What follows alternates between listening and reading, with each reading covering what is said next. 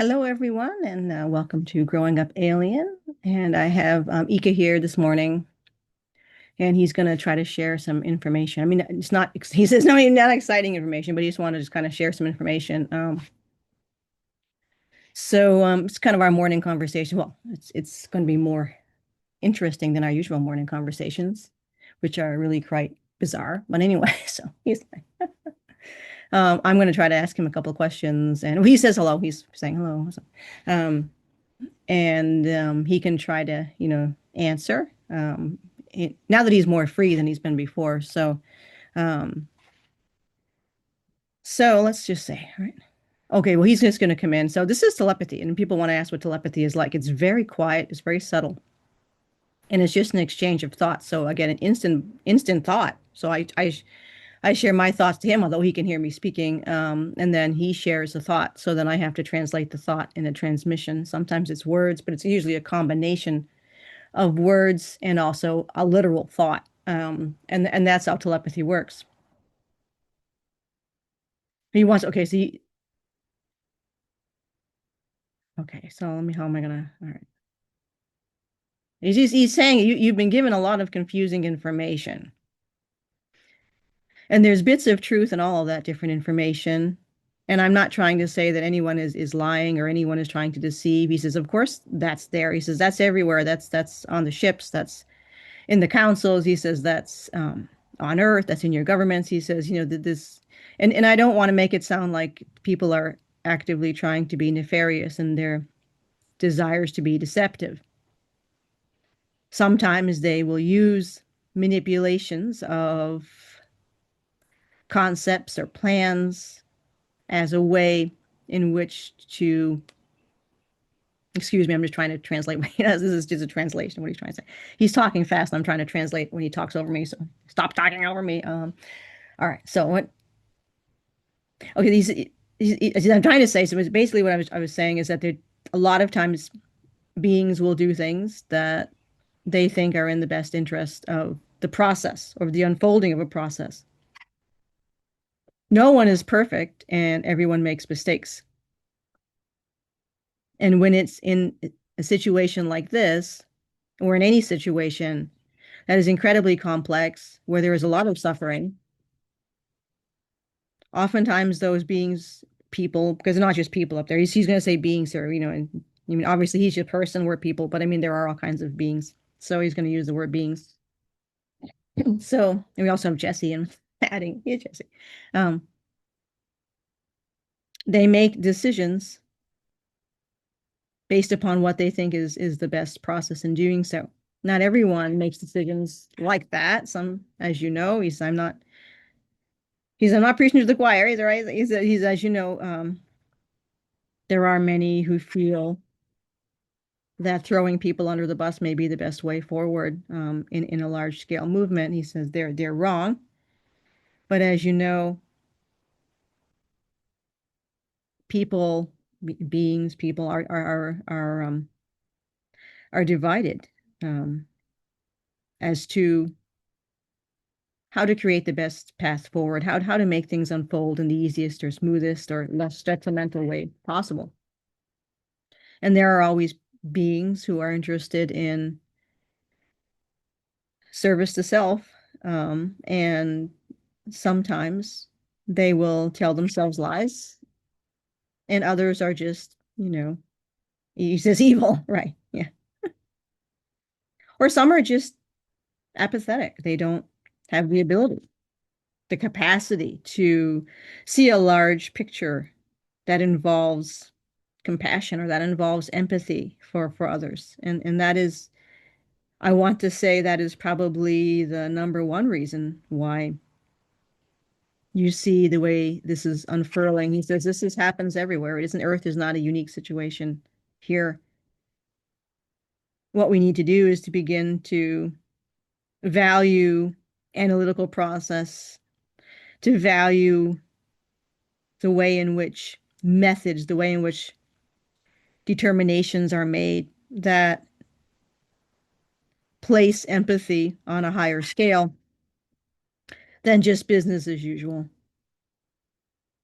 It is up to each of us to step forward and to make sure that those who act out of empathy and compassion, and not just out of empathy and compassion, but who hold empathy and compassion as the major delivery in which their minds will process, pass forward, or make decisions when they're in these governing situations, or when you're in a situation that is there to further either the development of a planet or any kind of military mission, or just whether you are trying to maintain a civilization.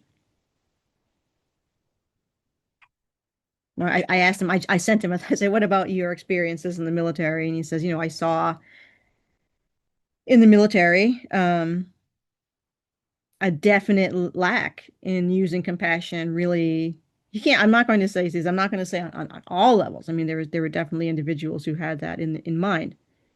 I often, though, see that those people who have compassion in mind are pressed down on the scale of command. My experience in the military was quite a trial, and I found it very difficult. And the fact that I was in the military, both up on, you say right on the ship and as well as down here, there was no good place to be. It was always unpleasant. It was always an act or an experience that went against who I really am. But I didn't know what to do, and I didn't see a better way out of either situation. So I'm asking him now, what about, the suffering here, the people on this planet who are having a hard time with making bills and, feeding themselves and trying to survive under a deeply oppressive regime. I'm going to say absolutely that the people making decisions over your head upstairs and of course, the ones making decisions down here don't value that very well because they are not in that position. Many have never been in that position. And if you don't have the ability to connect or understand with someone else, it makes it very difficult to make decisions that benefit others. And it's the fact that majority of these beings, both on Earth and upstairs, who are trying to sort of just carve up Earth, basically, really don't consider the suffering of the beings on this planet. That many don't even understand it. Most have never experienced it. And you will generally be given the trite or what he's trying to say is disrespectful um, discourse that he's showing me picture that displays um, if they even understand it at all. He says the majority of time most have absolutely zero understanding. It never enters their field of consciousness that people are struggling to survive here. It never occurs to them at all. And I think that's something that is really important for the people on this planet to hear, is that your situation, the fact that you even exist almost, is just something that doesn't enter into their minds at all. It's a blur. The lives of people are a blur. And I'm not talking about your family, and I'm not talking about many individuals. I'm talking about the ones that are making decisions. I said, would you consider them, I'm asking, do you consider them incompetent in making decisions? He says, in some ways, yes, they shouldn't be in those positions. They shouldn't be making decisions. However, it seems that those kinds of individuals who lack compassion, who lack big picture thinking, who can't combine big picture thinking with the fact that anything that you do or concessions that you pass or decisions that you make are going to affect a being, a person, an individual. They only see collectives. They don't see individuals. And that's a real problem. What I'm trying to get the right word to what he's showing me and feeling is like, it's like, what do I, can you give me the word? He's like, it's shocking. It's just really just shocking. But this is how things have been for a very long time. Do you, what can you say? He says it's just really important that if you are in those situations, it doesn't matter how you end up there.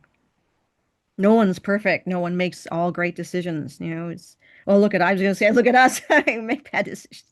A terrible decision. We basically send ourselves to execution. Um, so he says, this is not about, making, you shouldn't, okay, let me rephrase what you were trying to say because that's, this is going to be better. Um, it's wrong for anyone to place themselves in a position of judgment over someone else. It's an easy place to put yourself, to constantly look at others and judge them and make fun of them and try to create scenarios or try to create belief systems. And again, he says this is all based upon a judgment of someone else. He says, I'm not going to decide as to why someone would do this, maybe because it makes them feel better, it makes them feel superior, or that they're dealing with issues in their own life. Maybe, belief systems or philosophical paths that allow them. And he wants to bring out, okay, wait a minute, whoa, slow down. He's trying to bring out this, I'm just going to say new age, right? This new age concept.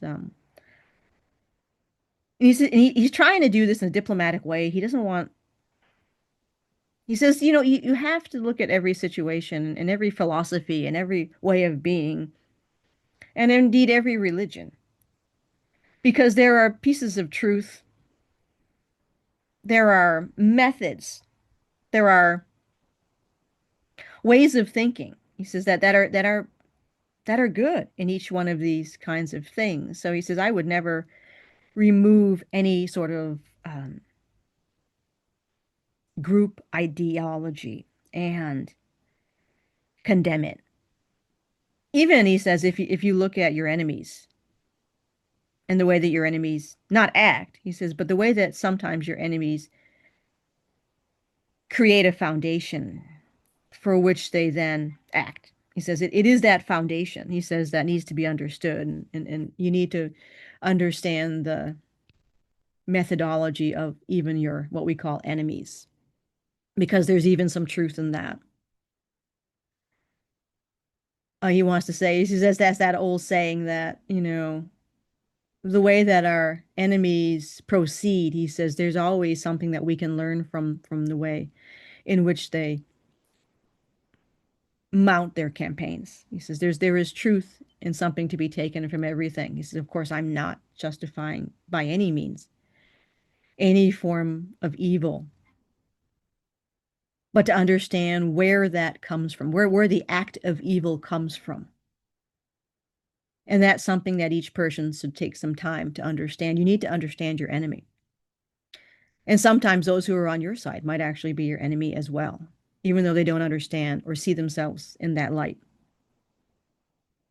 And you have to take time to look at yourselves. None of us are perfect, even those who claim that they are perfect.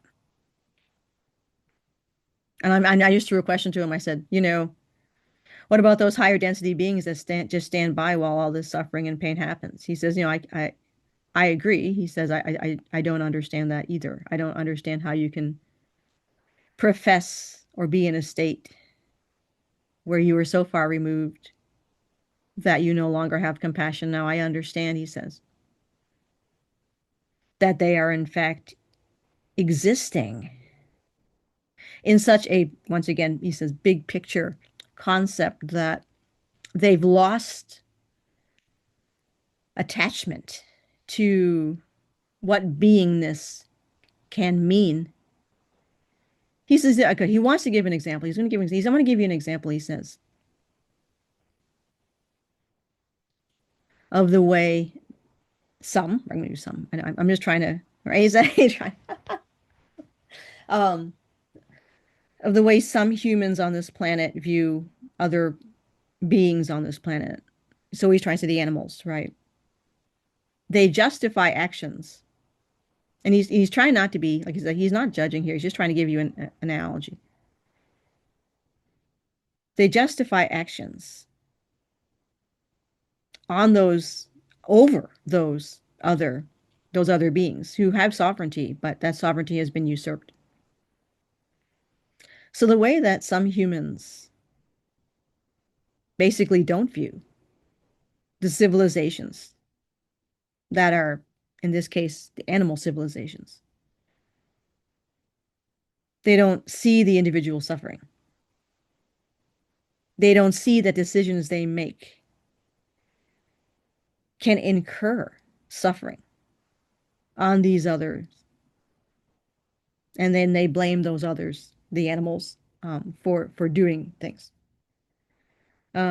This is similar to what you're seeing from, or what he believes. He's trying to say, well, what he thinks is actually happening with these other um, higher dimensional civilizations. They don't see the small picture. They don't understand how or that individual suffering matters, let's just say. It isn't so much a lack of compassion or a lack of empathy, it's a lack of seeing. When you have removed yourself so vast, I mean, he's showing me a chasm, like so, when you have removed yourself so much um, from the reality, from that reality that others experience, that it no longer exists for you. He says that's basically what you're seeing in these higher dimensions. They have removed themselves so far from what the reality is for those of us in 4D or 5D that they can no longer assess correctly the smaller aspects of daily existence for us as a collective in these lower densities. I said, can anything? Okay, he said, we need to be very clear. We need to show them what's actually happening, and that this idea that you hear in the New Age of ascension that somehow overrides concepts of suffering is nonsensical. You can't ignore suffering. You can't pretend it's not there because a system has been put into place on this planet and on others that wants collective suffering to occur because that is how they maintain control. And of course, their control is based on fear. They fear the beings that they are controlling. And that, of course, makes sense because the beings that they are controlling are being oppressed. And when he's giving me an example of like a tea kettle. He says, when you make tea in your tea kettle, he says, the water vapor becomes oppressed and must find a way out. And if a release point is not made, he says, your whistling tea kettle, you'll have an explosion. There's only so much pressure in a container that can be endured. And then the explosion occurs, like your pressure cooker, he says. Um, he says that's what ultimately happens. And these organizations, whether it is the GFW or whether it is a higher council or whether it is the cabal, all understand this concept of the pressure cooker. So what they try to do is mitigate through steam release the ultimate problem of explosion, which is going to happen at some point, or the allowance of suffering, which to them is not a problem because it's not their problem, basically. He says, I think you all know the answer to any questions you try to ask other humanoids, mostly, I guess, right? Whether right? He says, they're just people, right? So, he says the Pleiadians, he's with the Ahel, he speak for the Ahel. We don't. exist in a way that's any different from the way you exist. We have the same bodies, we have the same minds. And yes, there's suffering on our planet as well.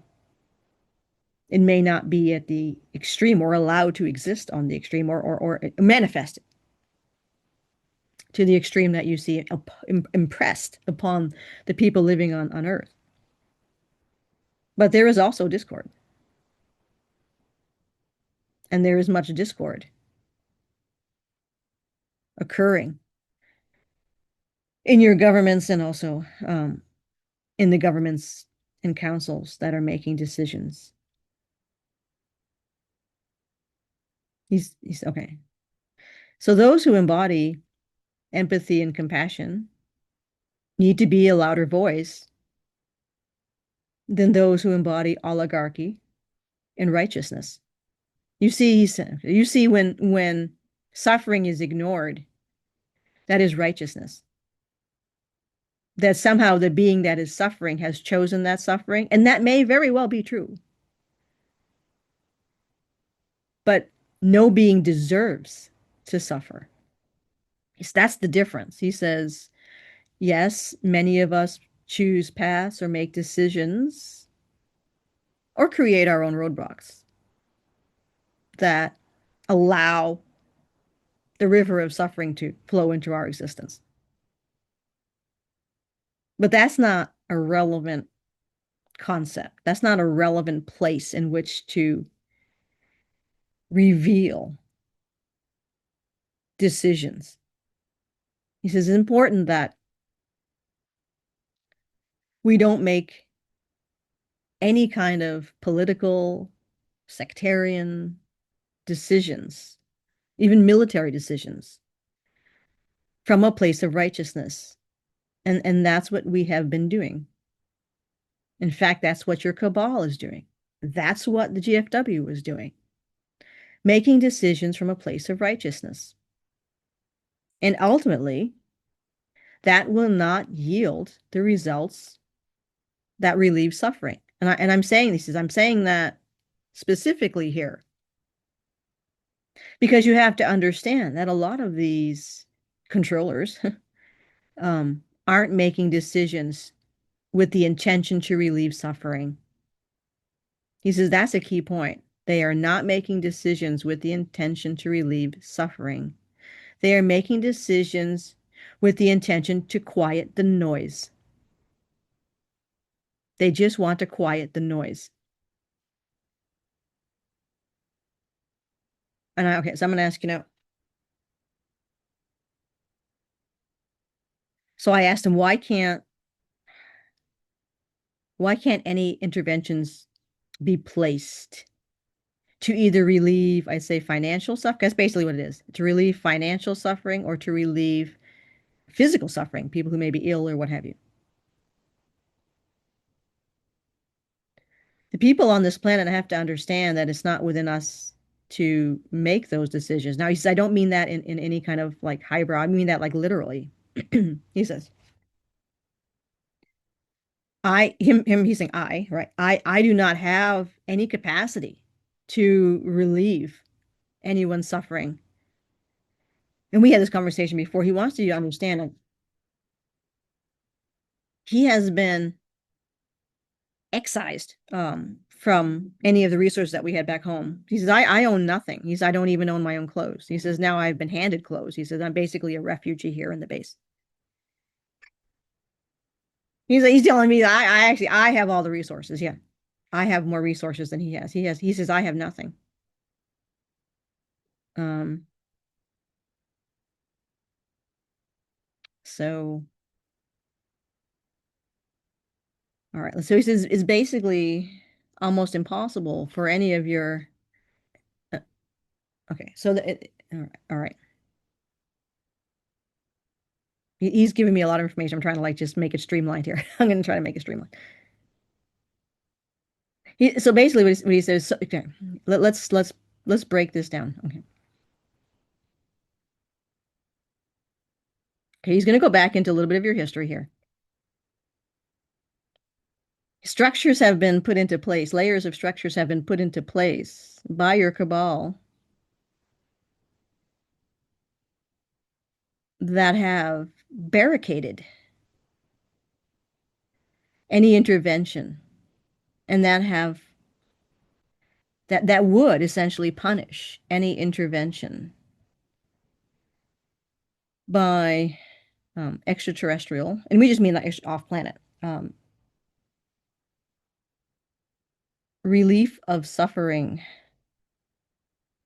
arrangements. Now, there has been some, he says, but it's literally a near impossibility at this point to now that's changed. I'm gonna say that is changing. He says that is changing.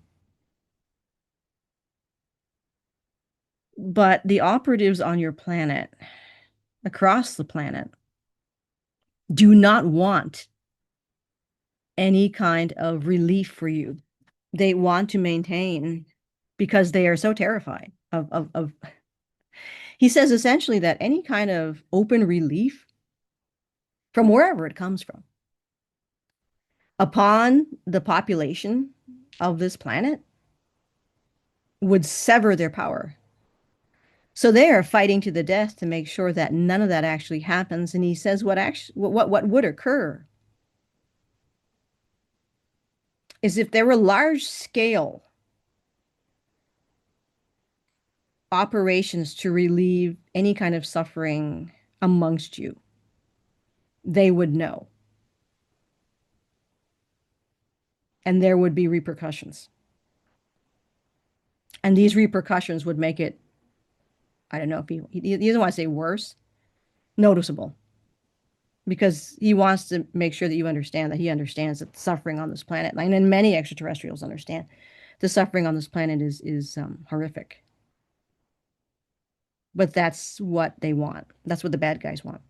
Because they're so terrified. So evil comes out of terror. Evil comes out of fear.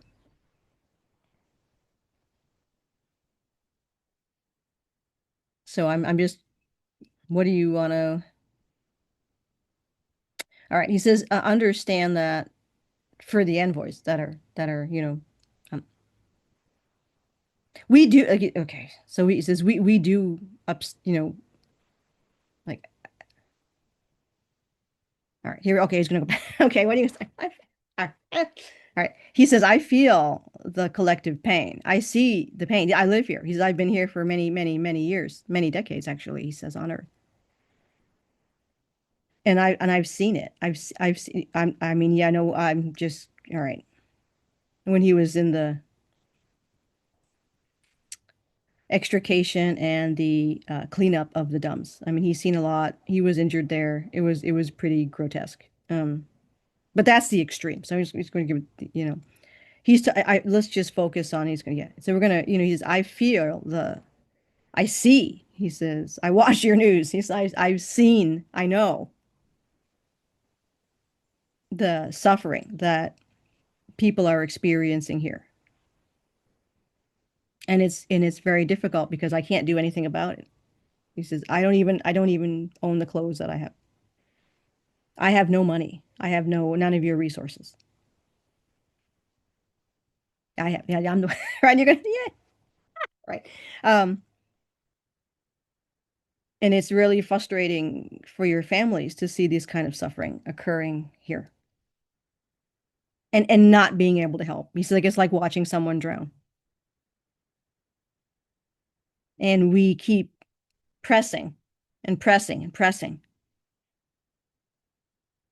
And we are making inroads in the councils. He says, I don't see any inroads being made in your governmental systems, in your military systems. You don't matter to them.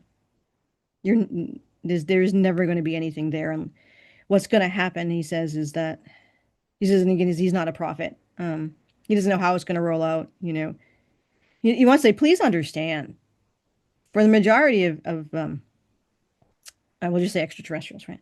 Visitors, whatever we want. I mean, he doesn't care what you call it. He's like, well, for the majority of us trying to assist here, our hands are tied. We are not in any position to force legislations, actions to occur in these councils or in these higher governmental diplomatic arenas. He says, understand that man like Valthor is trying his best. And there are many like him. And Semyasi works in diplomatic arrangements, and it's frustrating because the voice of compassion is not the loudest voice. It has never been the loudest voice, and it is still not the loudest voice. And you will be given cheap lines of how everyone matters, of how every being matters, of oneness. Because I've felt oneness on this planet, and I've felt pain, and I see suffering everywhere. And to look at one person, to take, let's say, he says, to take one person and to say one thing, but to do another, and to disregard that one person's suffering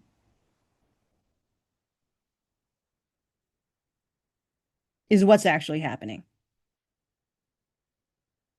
And I think he's saying, I think it comes from stagnation in the face of situations that are overwhelming.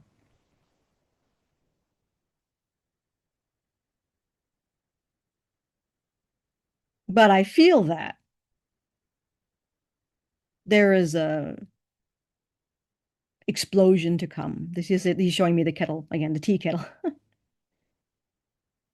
And it's very important that each one of you continues to press and press and press, both here on Earth with your regressive governments, but also with the regressive oligarchies that stand upstairs on the different councils and federations that you call these councils and federations, he says.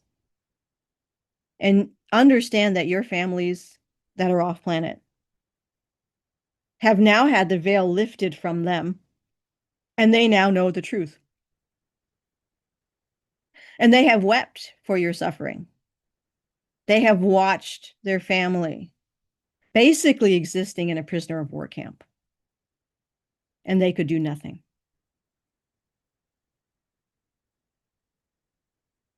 He wants you to know that, let's say, one of your family members has a craft in which they can enter this planet and say and rescue you. He says that would never be allowed.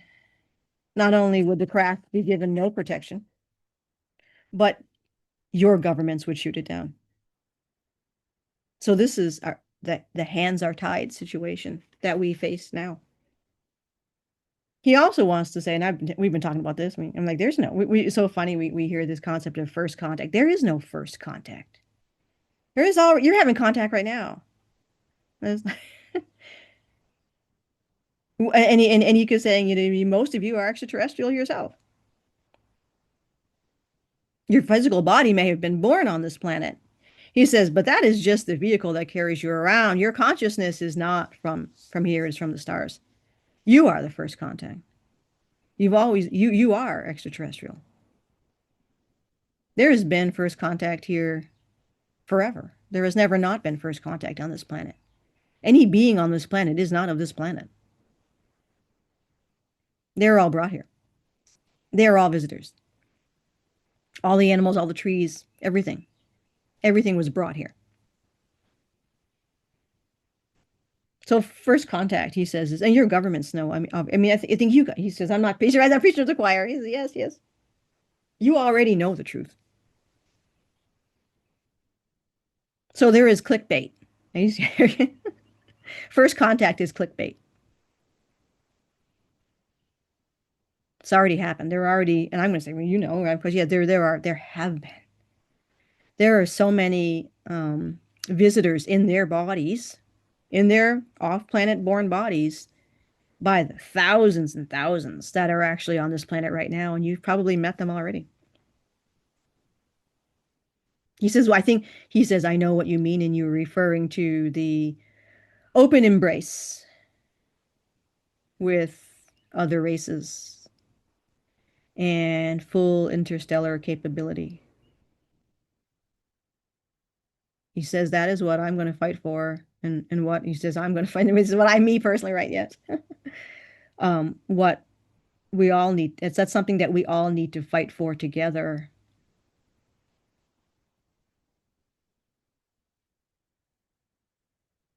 I was just going to close. Um, and of course, if you ever have questions for Ika, leave them in the comments. Talk to him yourself. Yeah, it's okay now. And this is one thing I just want to mention. This is one thing that he was horrified with when we found out that he had been basically sold as chattel by the military and cloned. So the clones are destroyed. There are no clones of him. And it's just like he was just like really the fact that they would, you know, maybe have people who thought they talked to him talk to a clone. That was really disturbing. And yeah, that's not going to happen now. And he wants to say we neither of us, and that we just neither of us feel that that ever actually happened. Um, but when and he does come and talk to you. He won't force himself on you, obviously. But he does talk to people, and he says just feel inside yourself that you'll know when you're talking to a person because their consciousness, the resonance of that being will come through to you. Something a clone can never do. He says just be aware and don't do. He says the clones operate and can operate only when you allow them in. He says only when you feel that lack, feel that sense of less than, question yourself. When you operate from a position of yearning, of neediness, of desperation, he says that's when the clones can come in. Because the veil that you put over your own eyes will cloud your ability to make proper decisions. It will burn your ability to discern. Because that is the only way these weak operatives can enter your arena. Okay, thanks. What do you want to close with? I want everyone to understand that we need to work together in order to keep pushing. And I know everyone's exhausted. I'm exhausted. He's exhausted. And we need to just keep pushing. Keep pushing upstairs. Keep infiltrating. We need to be the infiltration. He says we need to infiltrate the councils. We need to infiltrate, and that's being done. We need to infiltrate the GFW, their hierarchy, their meetings. We need to infiltrate all that. And we're doing that. Just don't stop doing that. And I know no one, it's not going to happen. No one's going to stop doing that. It's going to keep going forward. So, you know, I'm not feeding hopium. Hopium is just as dangerous as despair.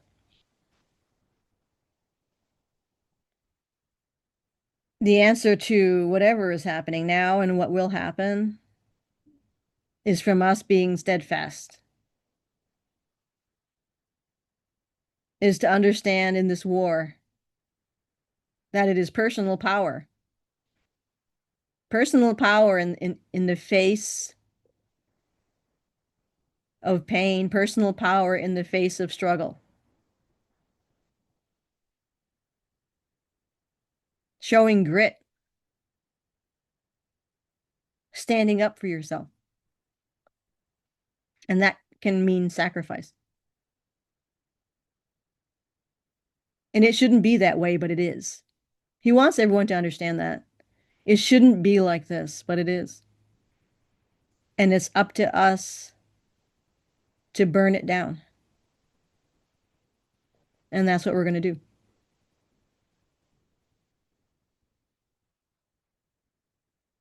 So yeah, he wants to hear from you guys personally, right? I mean, he's got nothing to do, right? He's like got nothing to, he got nothing to do now. You'll be putzing around the base with Will, right? But yeah, he definitely wants to now that he's a lot freer, he definitely wants to have a conversation with you guys. One on one, him and you, right? So yeah, I guess that's pretty much where we are now. We're still keep on keeping on, that kind of thing. So anyway, uh he's, he's